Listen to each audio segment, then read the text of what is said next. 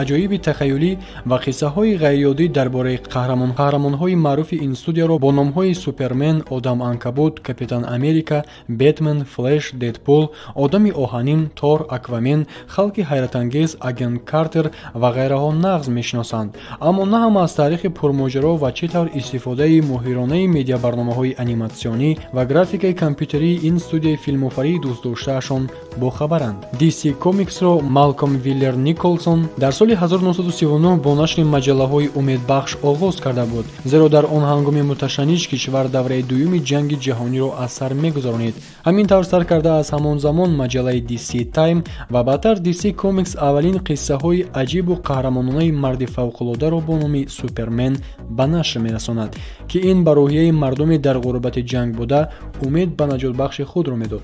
Минбаъд низ ин маҷалла тавлидгари чандин қаҳрамонҳои дигар мегардад, ки то ба имрӯз ҳамчун прототипҳои образҳои қаҳрамонони ҳомиёни галактика, одамони X, чаҳоргонаи ҳайратовар, интиқомгирандагон ва ғайра дар филмҳои истеҳсолии Marvel Studios ба кор бурда мешаванд. худи DC Films расман соли 2016 ҳамчун студияи синамогароӣ аз ҷониби тоҷир ва продюсер Ҷефф Ҷонс ташкил карда шудааст.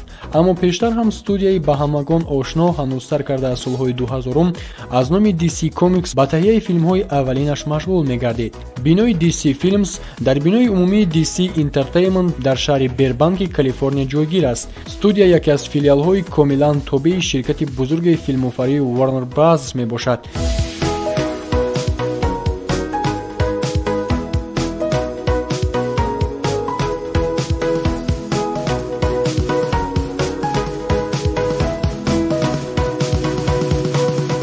бахшида ба таҳияи филмҳо аз рӯи персонажҳои DC Comics, студия дар 3 филм иштирок кардааст: Зан Мӯъҷиза, Гурӯҳи Адолатхоҳон ва Аквамен, ки силсилаи филмҳоро дар дохили дунёи филмофарии DC идома медиҳанд. акнун студияи навтаъсиси DC Entertainment бо роҳбарии Ҷефф Ҷонс аввалин мултисерияҳои Супермен ва Одамони X-ро ба экран баровард, ки дар он солҳо ин филмҳои тасвирӣ як намуд шоҳкории беназир ҳисобида шуда, ба DC Films пеш аз ҳама маъруфият ва барои идомаи фаъолияташ даромади зиёд овард. Аммо дар таърихи дилхоҳ ширкату студияҳои филмофар боз ҳастанд давраҳои вазнине, ки то ба барҳам хӯрдан як қадами дигар мемонад. Студияи DC Film низ паёпай чандин буҳрони гарони иқтисодиро паси сар кард ва дар ин миён маҷбур шуд, ки ҳуқуқи истифодаи қаҳрамонҳояшро ба дигар ширкатҳои филмофарӣ бифурӯшад.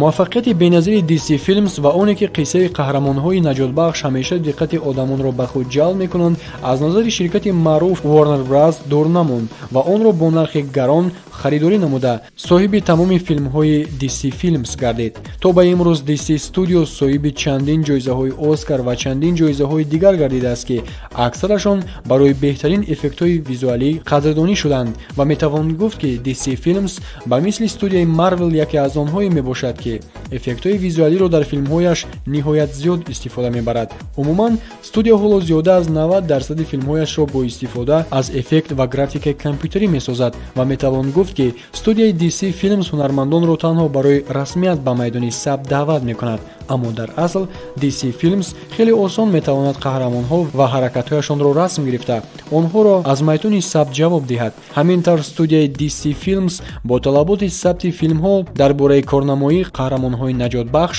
ба намуди нави филмофарӣ замина гузошт ва ҳоло баъзе аз ширкату студияҳои синамогароӣ низ ин усулро истифода мебаранд, ки хеле қулай ва нисбати хариду сохтани декоратсияҳо камарзиш аст.